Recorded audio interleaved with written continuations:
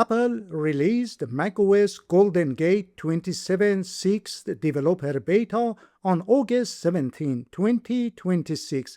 Let's click Update and see what's new. I'll resume after the installation is complete. This update features redesigned traffic lights for window controls, now with rounded buttons instead of flat ones. This update also introduces two new wallpapers of the Golden Gate Bridge. Let's take a closer look.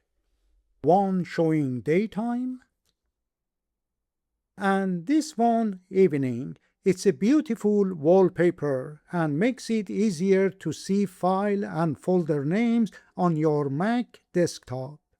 macOS 27 Beta 6 mainly focuses on bug fixes and enhancing performance, bringing us closer to the full public release in September. If you are thinking of installing macOS 27 but are not sure, watch this video to learn how to install it on a separate volume without risking your main system. And watch this video to learn how to secure your Mac and data with a completely free firewall app that blocks hidden outgoing connections. Watch the tutorials at the end of this video. I hope you found this tutorial helpful.